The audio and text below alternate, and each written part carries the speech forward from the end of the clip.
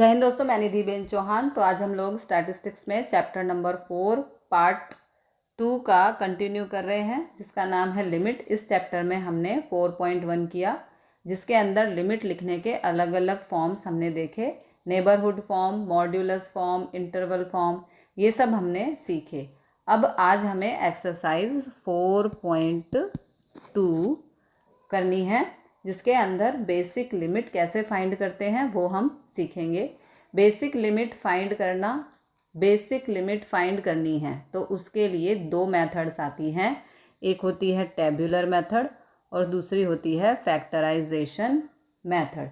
ये दो मेथड से लिमिट फाइंड किया जाता है, जिनमें से आज 4.2 में आज हम लोग टेबुलर मेथड, ये पहला मेथड है, वो हम सीखेंगे। तो पहले लिमिट किसे कहते हैं? लिमिट मतलब confident approximate value. Approximate value, अंदाजित वैल्यू, कॉन्फिडेंट अप्रॉक्सीमेट वैल्यू हमें फाइंड करनी है। लेकिन ऐसी अंदाजित वैल्यू हमें फाइंड करनी है जो ऑलमोस्ट इक्वल के बराबर हो या इक्वल ही हो। कॉन्फिडेंट अप्रॉक्सीमेट वैल्यू, वही तो लिमिट फाइंड करके बताता है हमें। अप्रॉक्सीमेट वैल्यू वही तो लिमिट।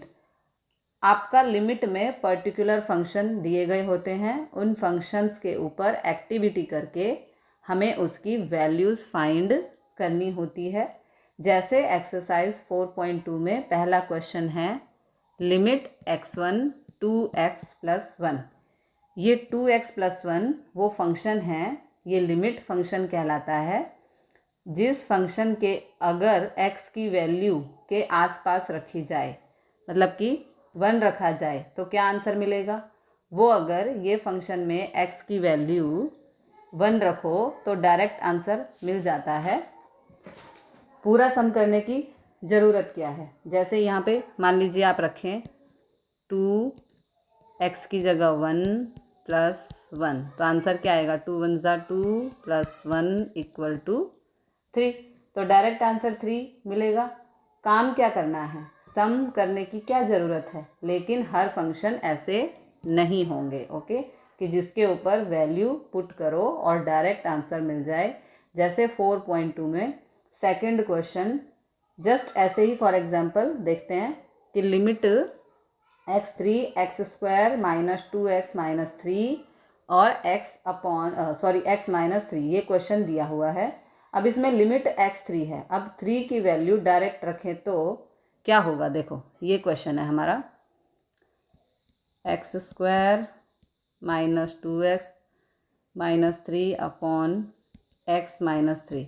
अब x की जगह रखो 3, है ना, क्योंकि उसमें लिमिट दी है हमें 3। तो 3² - 2 और यहाँ पे 3 - 3 3 - 3 9 हो जाएगा। 2 × 3 = 6 - 3 / 3 - 3 0 = 0 हो जाएगा, है ना। तो x की वैल्यू डायरेक्ट रखी, तो अब इनका सॉल्यूशन करें तो इसका आंसर हमारा 0 आ जाएगा। 0 आंसर इसमें सही नहीं है, इसका अलग आंसर आता है। ये 0 अगर आ जाए तो ये फंक्शन किस काम का? ये फंक्शन की तो कोई ज़रूरत ही नहीं है, सही नहीं कहलाएगा। ये फंक्शन सही नहीं कहलाएगा कि जिसका आंसर कुछ भी नहीं मिलता। फंक्शन क्यों बनाया जाता है? कोई भी दो चीज़ों के बीच में पर्टिकुलर रिलेशन बनाने के लिए फंक्शन बनाया जाता है। कोई भी दो चीज़ों के बीच में, कोई भी दो कंसेप्ट के बीच में रिलेशन बताने के लिए फंक्शन बनाते हैं। अब अगर उनका आंसर 0 आ जाए तो वो फंक्शन फिर किस काम का? ये फंक्शन का अलग आंसर आएगा, 0 नहीं आएगा। और अलग कैसे आएगा? वही तो लिमिट फाइंड करके बताता है, जिसमें इस फंक्शन के ऊपर कुछ एक्टिविटी की जाती है, फिर x की वैल्यू उसमें पुट करते हैं और वो वर्किंग करने की ही ये दो मेथड हैं, टेबुलर एंड फैक्टराइजेशन, ओके। या तो टेबुलर मेथड के हिसाब से इनकी वैल्यू रखी जाती है, या तो फैक्टराइजेशन के हिसाब से इनके फैक्टर किए जाते हैं, फिर आंसर फाइंड करते हैं, जो आगे की एक्सरसाइज में हम लोग सीखेंगे।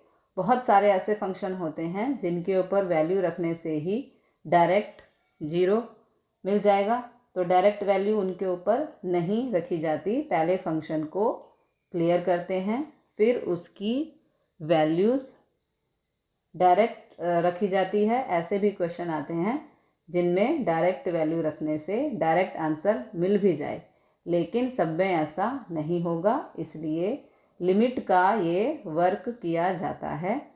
कॉन्फिडेंट अप्रॉक्सीमेट वैल्यू हमें फाइंड करनी होती है जो ऑलमोस्ट कॉन्फिडेंट के बराबर हो। एक सम करेंगे तो क्लियर होगा। अब टेबुलर मेथड से देखें। टेबुलर मेथड से सॉल्व करने के लिए जैसे पहला सम सॉल्व कर रहे हैं यहाँ पर डायरेक्ट, तो आंसर आ रहा है, लेकिन टेबुलर मेथड से भी सॉल्व करके देखें। देखो डायरेक्ट से तो आंसर आ रहा है 3, है ना, लेकिन हम टेबुलर मेथड से इसको करेंगे। तो टेबुलर मेथड के लिए टेबल बनानी पड़ती है। इस तरह की ये टेबल बनती है। Decreasing value of x, F x, increasing value of x and F x. Okay, table के 4 पार्ट होंगे, 1 2 3 4। एक जगह पर लिखा जाएगा डिक्रीजिंग वैल्यू ऑफ एक्स, दूसरी जगह साइड लिखेंगे इंक्रीजिंग वैल्यू ऑफ एक्स, और यहाँ लिखेंगे उनका फंक्शन। ओके, एफ एक्स की कोई वैल्यू फंक्शन में रखने पर क्या आंसर आएगा। अब डिक्रीजिंग और इंक्रीजिंग वैल्यू क्या होती है, तो ये जो एक्स की वैल्यू है, decreasing value of x, x की नियरेस्ट वैल्यू डिक्रीज करते जाते हैं, नियरेस्ट डेसिमल वैल्यू डिक्रीज करते जाते हैं। क्या डिक्रीज करना है, तो डिक्रीज करते हैं, देखो यहाँ पे करके बताती हूँ। 0.1, 0.01, 0.001, 0.001, सो ऑन। ओके, वो ऐसे चलता ही रहे, ये वैल्यूज़ डिक्रीज़ करते हैं। इसे डेसिमल में डिक्रीज़ करना है, और डेसिमल में पॉइंट के बाद, डेसिमल के बाद 1 डिजिट डिक्रीज़ करना है, डेसिमल के बाद 2 डिजिट, डेसिमल के बाद फिर देखो डेसिमल के बाद फिर 2 डिजिट, फिर डेसिमल के बाद 3 डिजिट, ऐसे हमें डिक्रीज़ करना है, जिसका राउंड फिगर ओवरऑल क्या रहे, 1 रहे। ओके, हमें डिक्रीज़ करना है जिसका राउंड फिगर ओवरऑल यही रहे, 1 रहे। जैसे डिक्रीजिंग वैल्यू में यहाँ लिखना हो तो 0.1,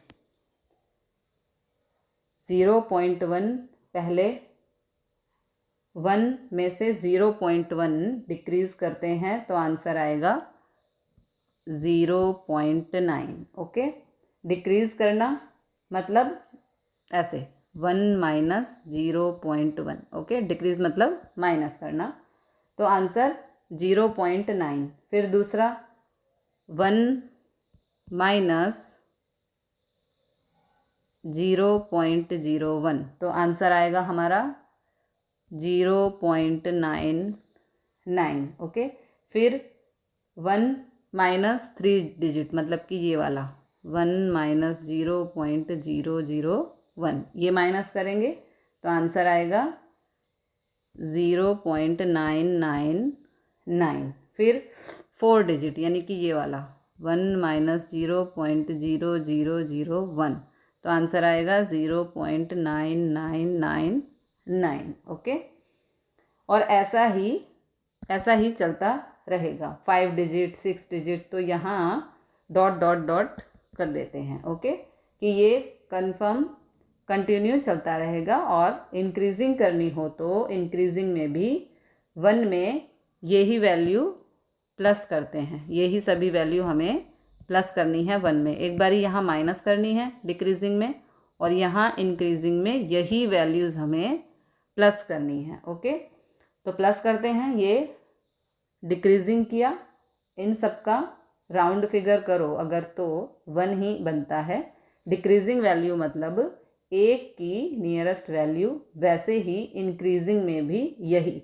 हर क्वेश्चन में कोई भी हो, अगर 3 भी हो तो उसमें भी यही वैल्यू डिक्रीज़ करते हैं, यही वैल्यू इंक्रीज़ करते हैं। तो 1 में ये वैल्यू अब इंक्रीज़ करें तो यहाँ पर हो जाएगा 1.1।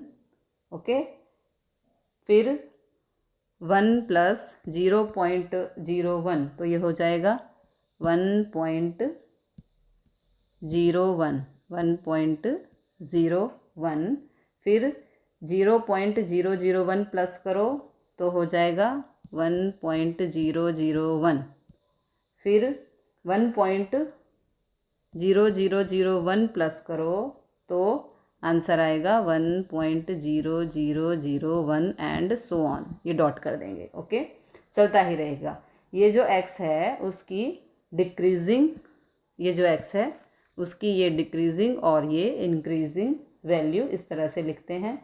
अब ये वैल्यू यहाँ फंक्शन में रखनी है, यहाँ फंक्शन में रखनी है। ओके, मतलब जो ये फंक्शन है 2x+1, इसमें ये सब वैल्यू हमें रखनी है, रखकर आंसर लिखना है। तो x की जगह पर, ये जो x है इसकी जगह पर, यहाँ से ये जो x है इसकी जगह पर 0.9 रखें, मतलब कि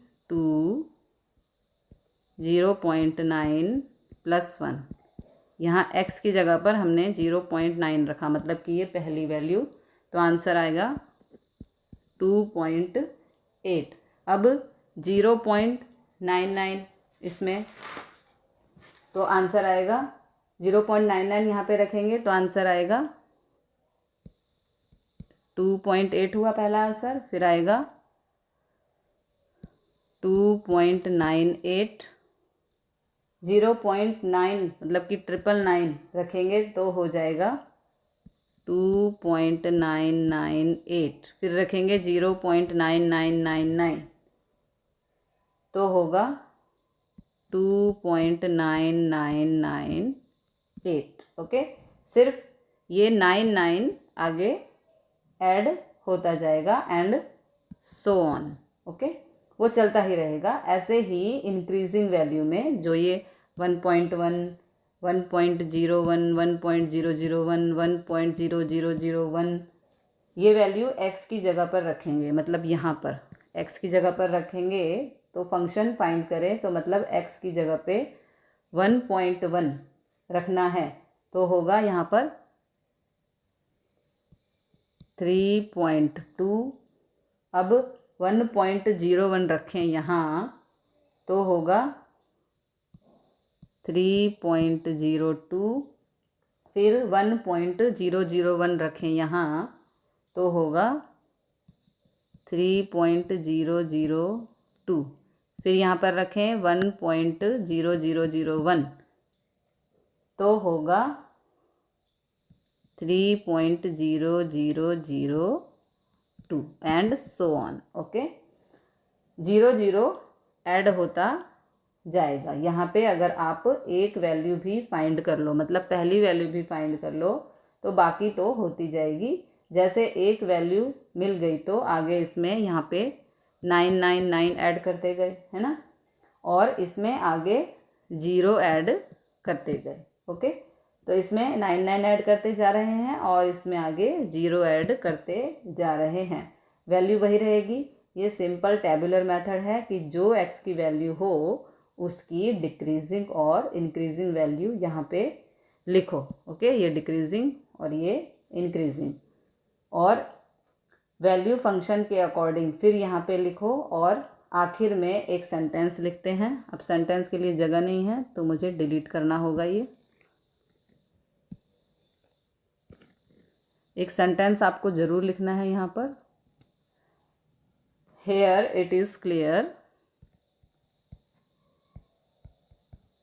here it is clear from table that, from table आएगा, table that if we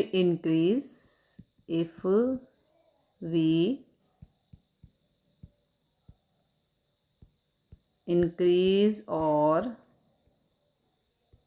decrease the value of x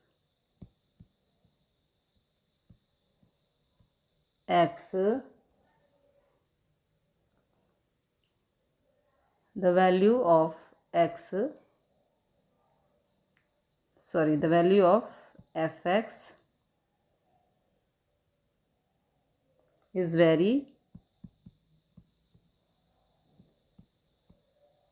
near to 3.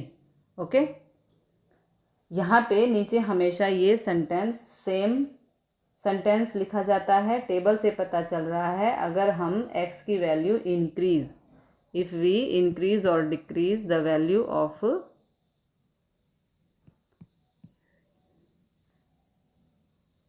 Table से पता चल रहा है अगर हम x की वैल्यू डिक्रीज या इंक्रीज कर रहे हैं तो हमारी fx की वैल्यू 3 के नियर कहलाती है। Here it is clear that from table that if we increase और decrease the value of fx is near to 3। Okay, ये fx की वैल्यू 3 के नियर कहलाती है। ये जो fx की वैल्यू आई है ये सभी 3 के नियर कहलाती है। जैसे 2.8, 2.98, 2.998, 2.9998, इन सब का अगर राउंड फिगर करो तो इन सब की नियरेस्ट वैल्यू 3 ही आएगी। ओके, तो 2.8 उसका पॉइंट हटा दो तो राउंड फिगर कर दो, है ना। जैसे 2.8 है तो वो 3 होगा। 2.98 इसका भी राउंड फिगर करो तो क्या होगा, 3 ही होगा। इनकी नियरेस्ट वैल्यू 3 होगी और ये 3.2 भी नियरेस्ट वैल्यू 3 ही होगा। 3.02 वो भी उसकी नियरेस्ट वैल्यू, 3.002 वो भी 3 की नियरेस्ट वैल्यू। तो इसलिए ये सेंटेंस लिखते हैं कि here it is clear from table that if we increase और decrease the value of fx is very near to 3। Okay, तो इसलिए हम ये सेंटेंस लिखते हैं फंक्शन की वैल्यू 3 के आसपास आ रही है ना। फंक्शन की वैल्यू 3 के आसपास आ रही है। सो लिमिट, तो यहाँ पर हम लिखेंगे limit x1 to x+1 equal to 3। Okay, इस लिमिट का आंसर 3 आ जाएगा। ये टेबल से पता चलता है कि इसका आंसर 3 है। इसे कहते हैं अप्रॉक्सीमेट कॉन्फिडेंट वैल्यू। हमने अप्रॉक्सीमेट वैल्यू फाइंड की तो कॉन्फिडेंट एग्जैक्ट के आसपास ही थी। हम डायरेक्ट 1 रख रहे थे, यहाँ पे हमने 1 रखा था, है ना, तो भी 3 ही आ रहा था। लेकिन ये अप्रॉक्सीमेट वैल्यू उसकी डिक्रीज़ और इंक्रीज करके रखा तो भी आंसर हमारा 3 के आसपास ही आ रहा है। इसे कहते हैं कॉन्फिडेंट अप्रॉक्सीमेट वैल्यू। लिमिट की रियल मेथड है ये, हमें जहाँ पे x की वैल्यू को डिक्रीज़ और इंक्रीज़ करना है और जो भी वैल्यू यहाँ पर मिले उसे फंक्शन में पुट करके बताना है और सेंटेंस सब में ये ही आएगा। ओके, सेंटेंस सब में सेम ही रखेंगे और इंक्रीज़ और डिक्रीज़ में हमेशा यही करना है। 0.1, 0.01, 0.001, 0.001 यही वैल्यू इंक्रीज़ और डिक्रीज़ करेंगे। अब करेंगे क्वेश्चन नंबर 2, सेम इसी की तरह होगा। तो क्वेश्चन है, अगले पेज पर चलते हैं।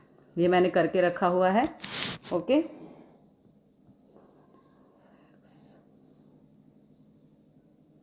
we increase or decrease the value of x, the value of x आएगा यहाँ, the value of x, then the value of x fx, यहाँ पे लिखेंगे then the value of fx। Okay, इस सेंटेंस को लिखेंगे here it is clear from table that if we increase और decrease the value of x then the value of fx is very near to 3। Okay, इस तरह से sentence लिखना है। तो अब question number 2, limit x3 x square minus 2x minus 3x minus 3। हमने पहले यहाँ पे रफ में देखा था कि अगर डायरेक्ट 3 की वैल्यू पुट करो तो आंसर 0 हो जाता है। ओके, तो डायरेक्ट 3 की वैल्यू नहीं रख सकते, पहले उसके ऊपर वर्क किया जाएगा। तो टेबुलर मेथड से करें तो यहाँ पर 3 की डिक्रीज़ और इंक्रीज़ वैल्यू रखेंगे। क्या क्या वैल्यूज़ हैं हमारी, क्या रखते हैं हम, 0.1, 0.01, 0.001, 0.001 एंड सो ऑन। इस तरह से हम वैल्यू रखते हैं। यही इंक्रीज़ और यही डिक्रीज़, यही इंक्रीज़ होगा और यही डिक्रीज़ होगा। ओके, अगर 3 में 0.1 डिक्रीज़ करें तो आंसर होगा 2.9। 3 माइनस 0.01, 0.01 तो आंसर आएगा 2.99। अगर माइनस करें 0.001 तो आंसर आएगा 2.999। फिर माइनस करें 0.0001 तो आंसर आएगा 2.99999। ओके, ऐसे होंगे इसमें आंसर में, डिक्रीज़ में, और ये 3 में अगर 0.1 प्लस करें तो आंसर आएगा 3.1। 3 प्लस 0.01 करें तो 3.01। फिर 3 में प्लस करें 0.001 तो आंसर होगा 3.001। फिर प्लस करें 3 में 0.0001 तो आंसर आएगा 3.0001 एंड सो ऑन। ओके, और ये वैल्यूज़ यहाँ पुट की जाए तो आपको खाली एक फाइंड करना है। उसके बाद इसमें यहाँ पर देखो 999 ऐड हो रहा है और यहाँ पर 000 ऐड हो रहा है। ओके, तो चलो एक फाइंड करें तो 2.9, ये 2.9, ये जो 2.9 है, अगर हम इसको इस x में रखें तो आंसर देखो क्या आएगा। पहले से डिलीट करते हैं, यहाँ पे थोड़ी जगह बनाते हैं। ओके, तो यहाँ पे हम इस x की जगह 2.9 रखते हैं। सॉरी, आप लोग कैलसी में करना। 2.9 square minus 2.9 minus 3 upon 2.9 minus 3। तो 2.9 का स्क्वायर हो जाएगा 8.41 माइनस 2 से 2.9 को मल्टीप्लाई करेंगे 5.8 माइनस 3 अपॉन 2.9 माइनस 3 आंसर आएगा 0.1। इन सबको सॉल्व करेंगे तो आंसर आएगा माइनस 0.39 अपॉन माइनस 0.1। माइनस से माइनस कट और आंसर हुआ हमारा 3.9। ओके, तो आप ये सब कैलकुलेटर में कैलकुलेशन कर लेना। अब हमें यहाँ पे मिला आंसर 3.9। ओके, तो 3.9 3.1 रखोगे तो उसका आंसर आएगा 4.1।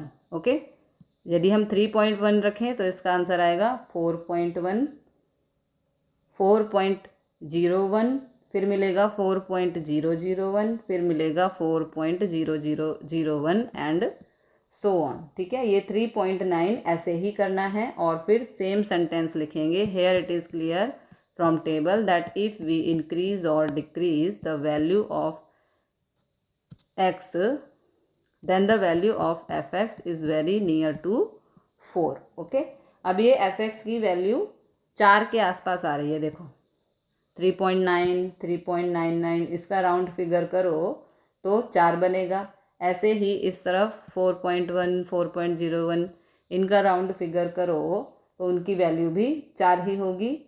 ऐसे नहीं, इसका ऐसे नहीं करना है कि इसका 6 आए, इसका 7 आए, तो वो गलत हो जाएगा। ओके, वो करेक्ट नहीं होगा, तो दोनों तरफ यहाँ भी और यहाँ भी नियरेस्ट वैल्यू बन रही है 4। मतलब यहाँ पर हम लिखेंगे limit x3 x² minus 2x minus 3 upon x minus 3 equal to 4। तो लिमिट का आंसर 4 होगा।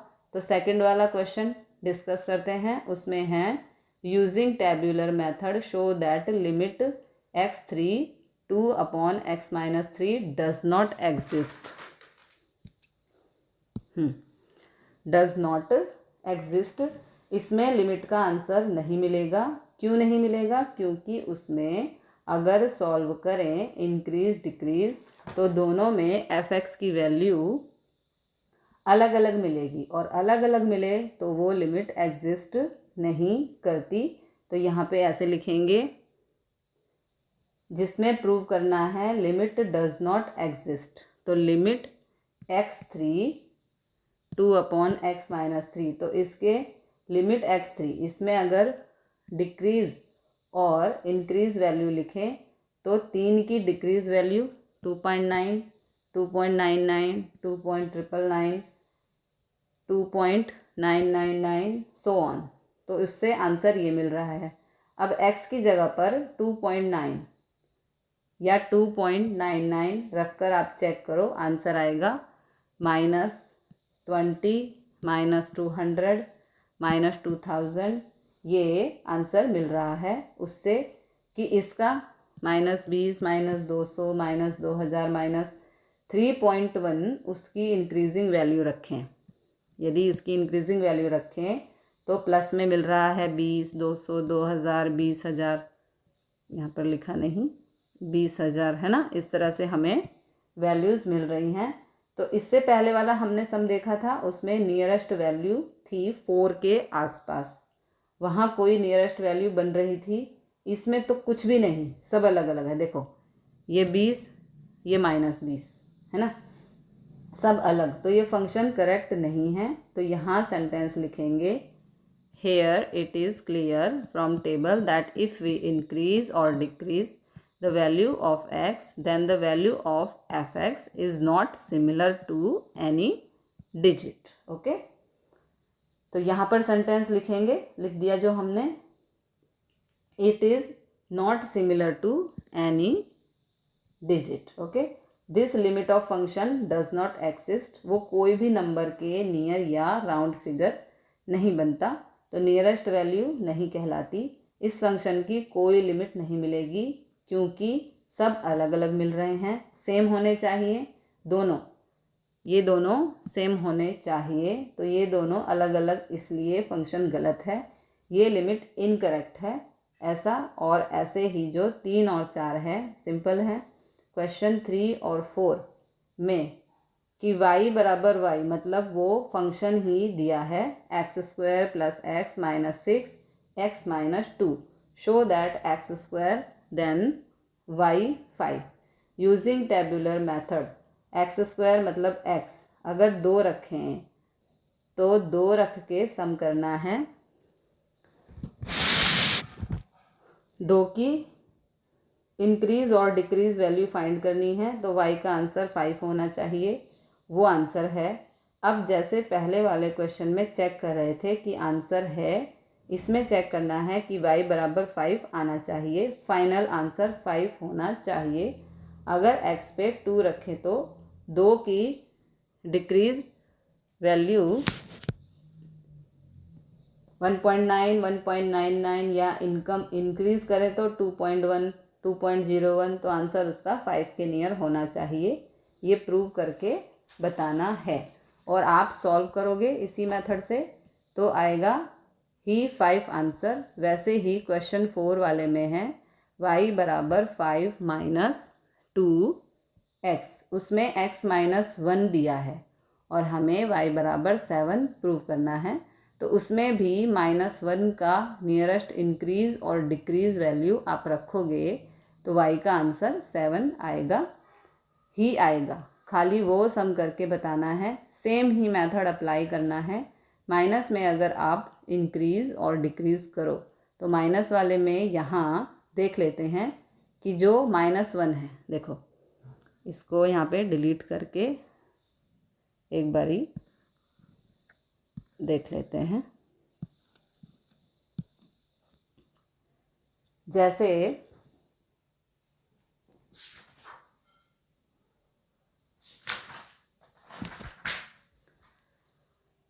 माइनस की जो है -1, उसमें अगर आप इंक्रीज और डिक्रीज करो तो डिक्रीज करोगे तो इस तरह से -1 -0.1, तो आंसर आएगा आपका, करोगे तो आंसर -1.1 आएगा। ओके, और -1 -0.01 करोगे तो आंसर आएगा आपका -1.01।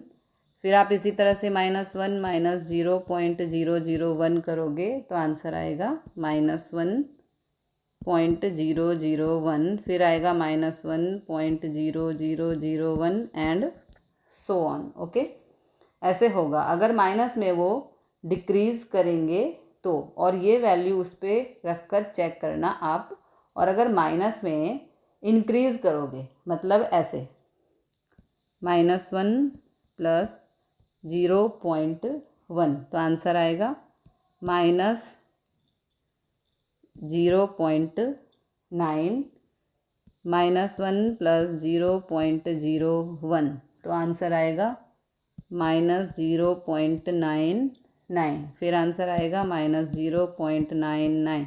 फिर आंसर आएगा -0.999। ओके, तो अगर x की वैल्यू माइनस में हो तो उल्टा हो जाएगा, डिक्रीज एंड इंक्रीज।